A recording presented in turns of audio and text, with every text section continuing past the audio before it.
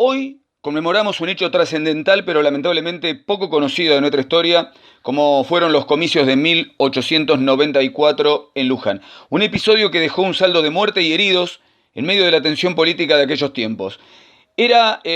Ocurría el 25 de marzo de ese año y se llevaban a cabo los comicios decisivos donde tres partidos políticos se disputaban el poder. La Unión Cívica Radical, que respondía a Hipólito Yrigoyen y a Leandro Alem, la Unión Cívica Nacional, de Bartolomé Mitre, y la Unión Provincial, de Carlos Pellegrini. Este capítulo de la historia que pocos conocen fue titulado en el libro Historia del Pueblo Lujanense, escrito por Nicolás Grande, Mauro Perna y Federico Suárez, como Las Elecciones Sangrientas, de 1894. Los autores describen que el clima previo era de gran tensión y que nadie preveía unos comicios pacíficos. Se temía fraude. 3 días antes, la presencia de un coronel con 20 soldados vestidos civiles sembró aún más el temor entre los ciudadanos. Este coronel, llamado Patricio Ascurra, tenía un historial de violencia en elecciones anteriores, en otras localidades, como por ejemplo en Bragado. Su llegada a Luján no hacía más que aumentar la incertidumbre. El escenario de la tragedia fue el atrio de la iglesia, convertido en centro de votación para elegir legisladores provinciales, concejales municipales y consejeros escolares. Por un lado, los conservadores se apostaron estratégicamente en la azotea de una casa ubicada en San Martín y 9 de Julio, donde funcionaba el almacén El Sol, mientras que los radicales se congregaron en su comité, que lo tenían a metros, en la calle 9 de Julio, en 1086, pegado al Hotel de la Paz, y los seguidores de la Unión Provincial en un lugar que lo llamaban el Club, que estaba en la calle San Martín, todo muy cerca, uno del otro.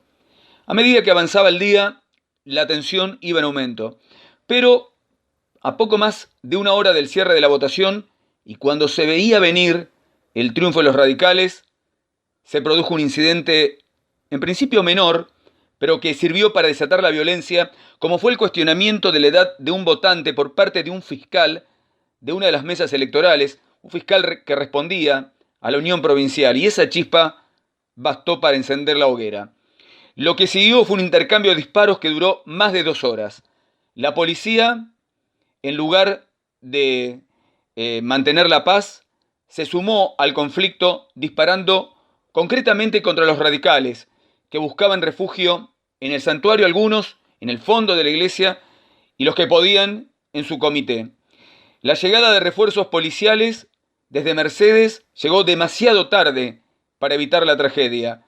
Para entonces, el padre Salver fue quien logró detener el tiroteo, pero ya era demasiado tarde. 5 personas perdieron la vida en ese fatídico día. Los radicales Amadeo Aguilera, Anastasio González, Félix Villarreal y José María Aldaz, así como el meritorio de policía Marcelino Dauzán. 6 más resultaron heridos, algunos heridos de bala. La injusticia se hizo evidente cuando de los 250 votantes radicales, 170 fueron encarcelados, mientras que ninguno de los responsables de la masacre, que venía del lado de la Unión Provincial, fue llevado ante la justicia.